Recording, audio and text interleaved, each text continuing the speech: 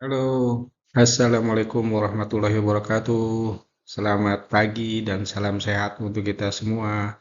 Tetap semangat ya. Jadi teman-teman engineer, Anda semuanya tentu engineer di kapal ya. Seperti kita ketahui bahwa permesinan kapal itu umumnya berada di bawah daripada bagian kapal. Bahkan nyaris selalu di bawah garis air.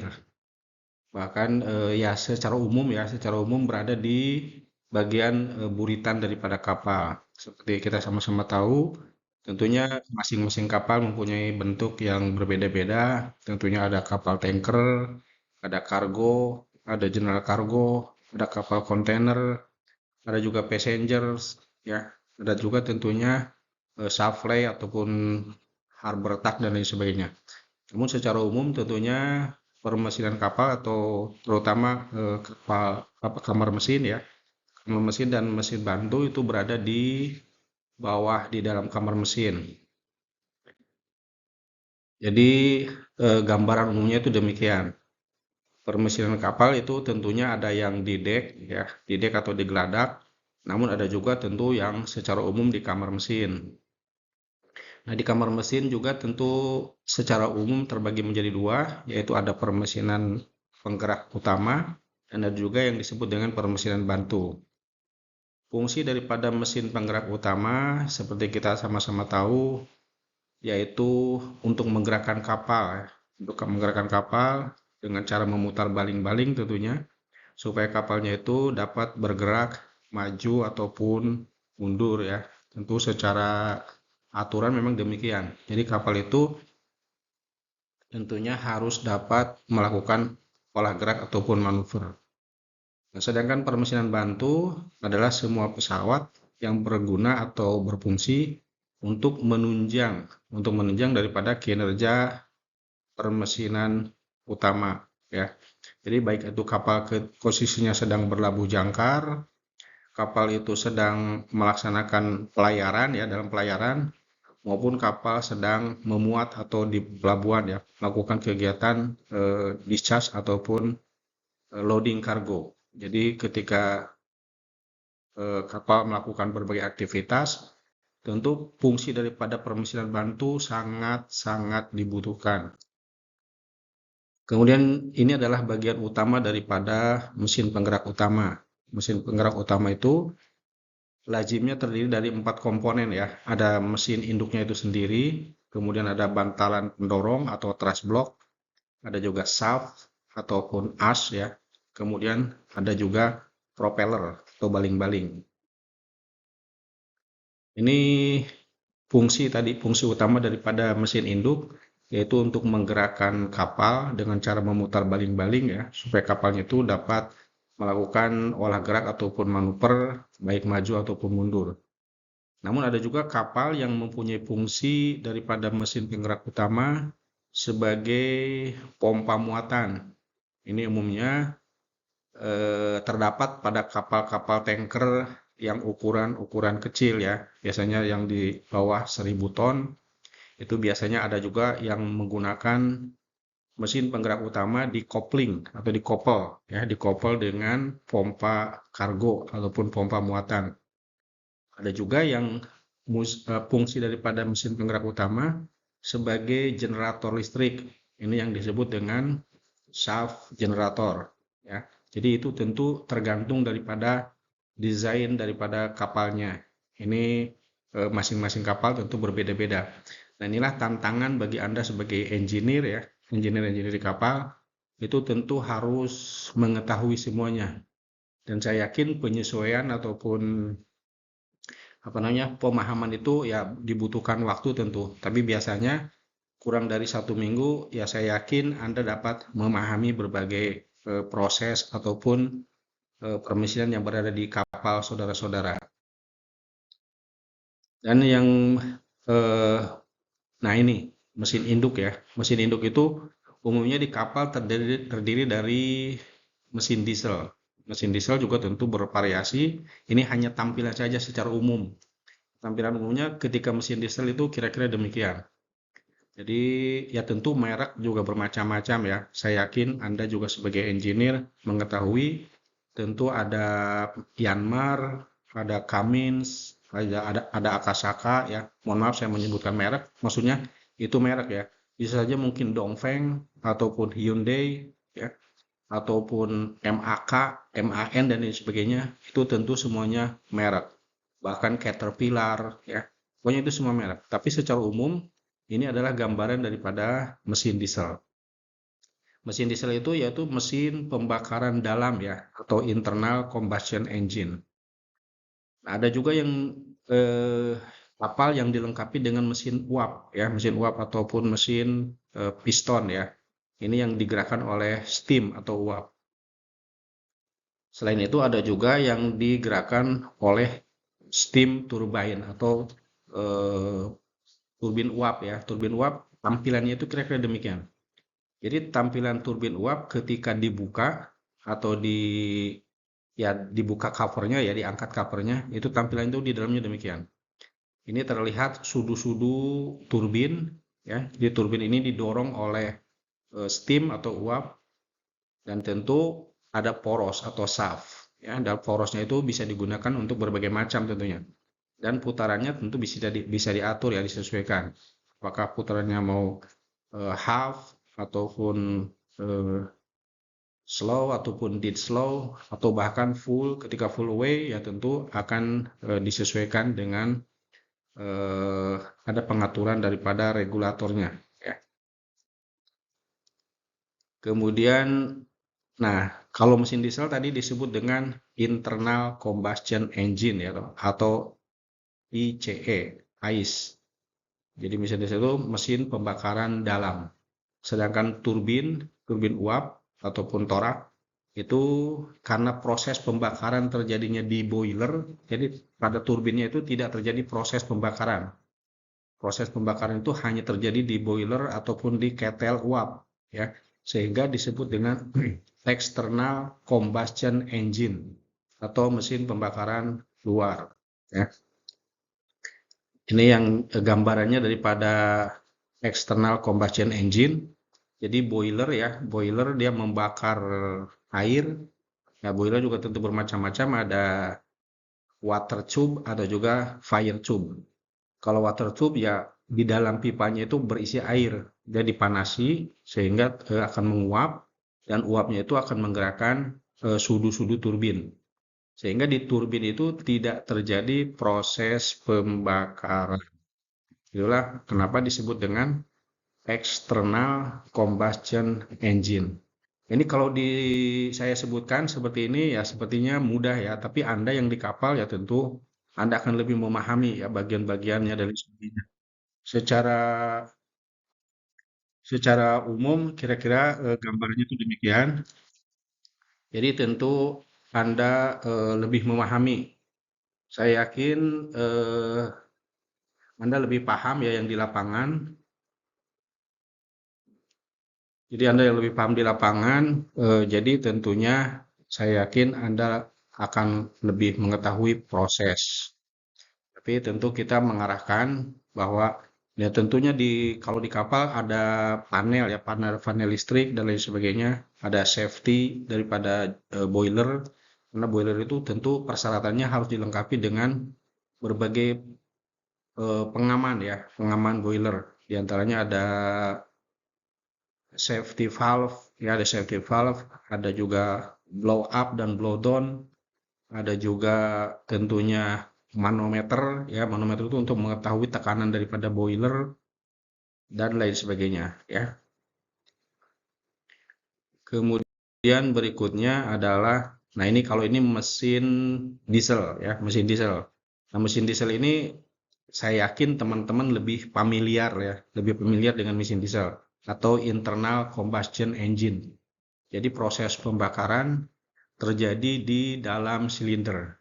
Di dalam silinder sehingga itu tadi disebut dengan internal combustion engine di mana bahan bakar dikabutkan ya, dikabutkan dan dimampatkan oleh piston sehingga di dalam ruang silinder terjadi ledakan dengan temperatur ya tentunya sangat tinggi. Nah, ini temperaturnya ya di atas 1000 derajat Celcius sehingga terjadi ledakan, dan ini yang menjadi menggerakkan eh, crankshaft ya, crankshaft berputar dan piston tentunya akan bergerak naik dan turun. Terus secara bergantian demikian. Nah, kalau disimulasikan kira-kira gambarnya demikian.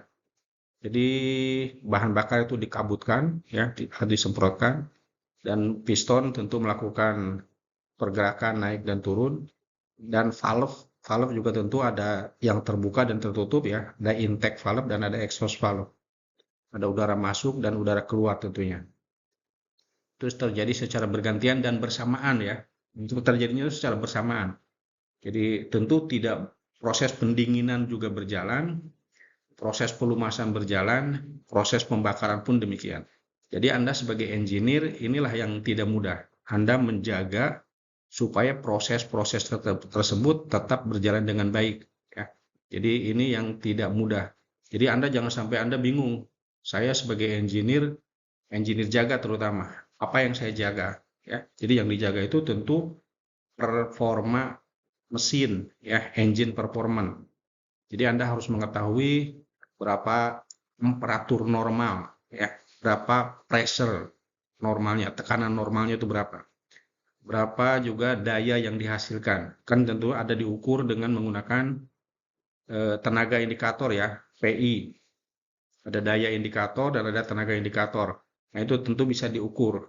Setiap silinder bisa terukur, termasuk exhaust gas manifoldnya dan lain sebagainya. Ini tentu saya yakin Anda lebih paham lah di kapal.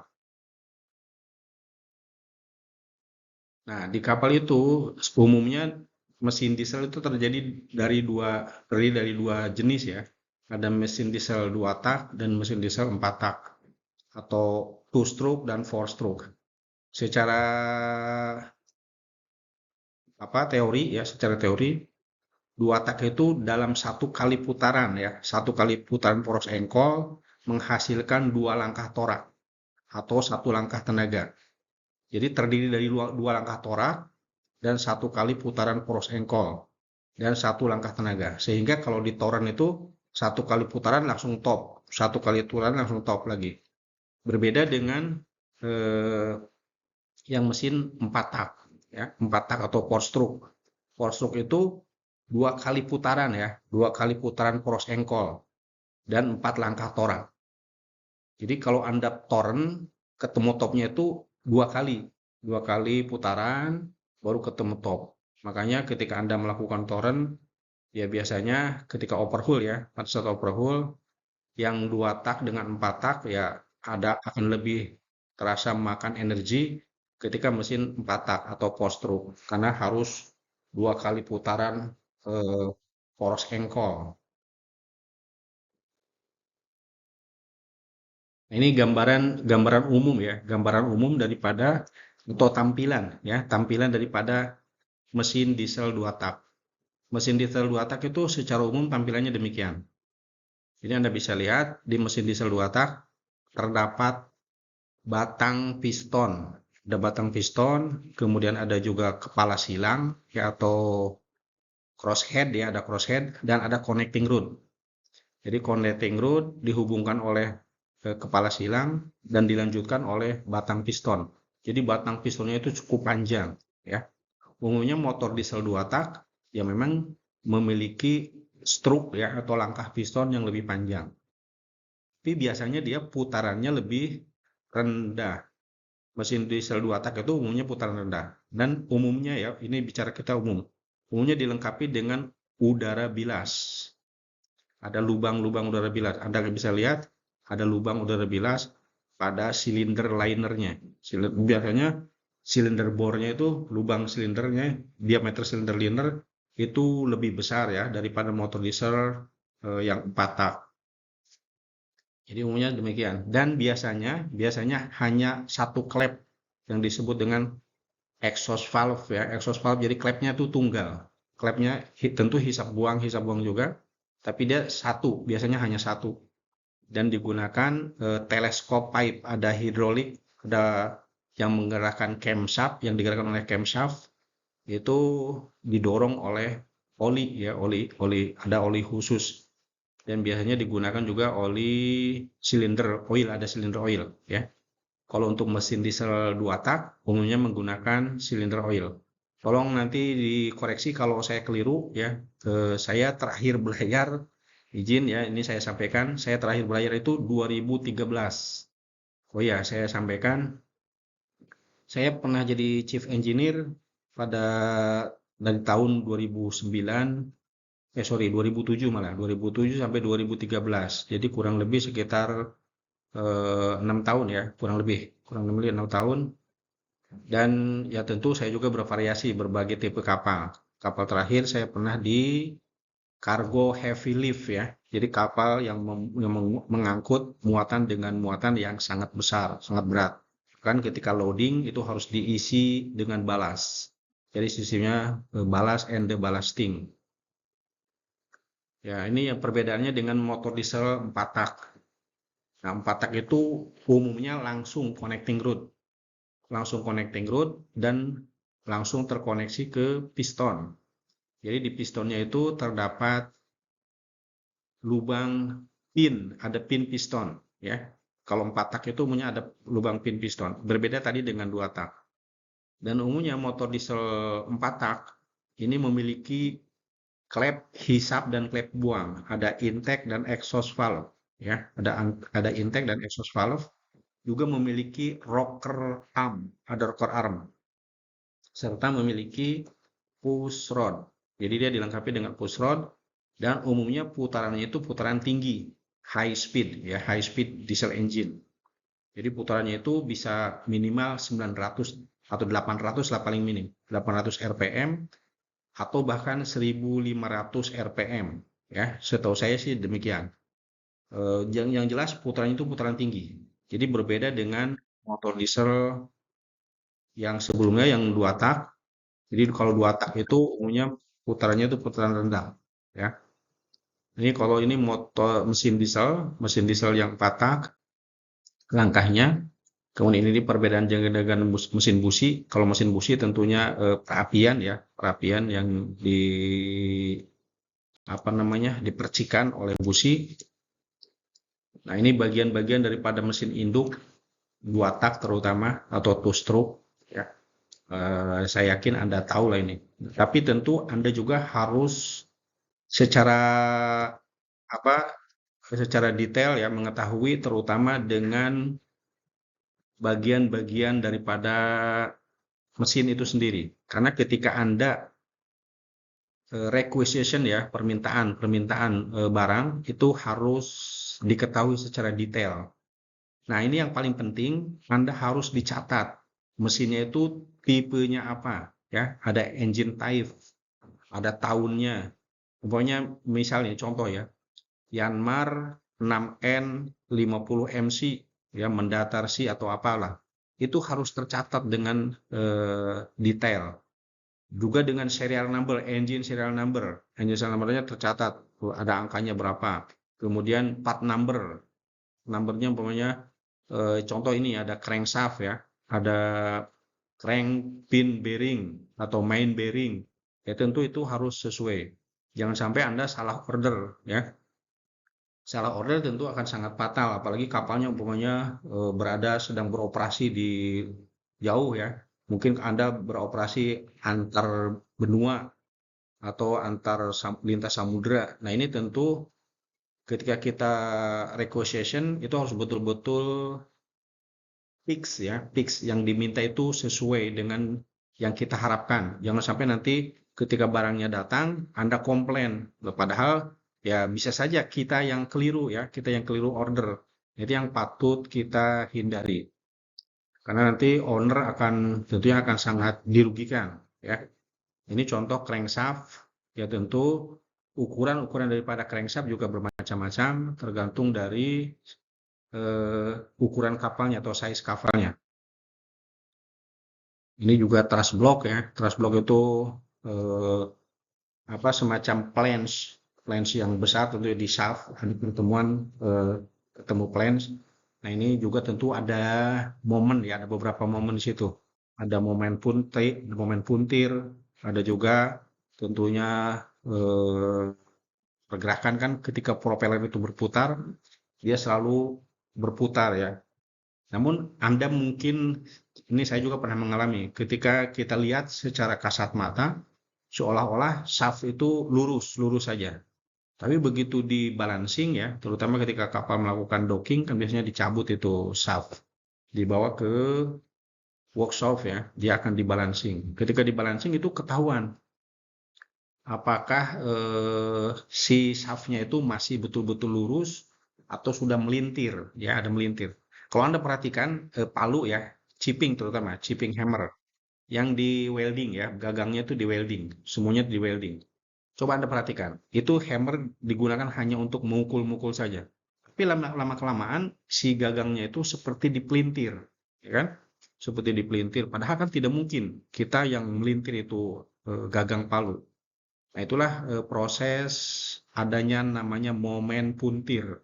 Jadi bisa saja shaft propeller juga melintir.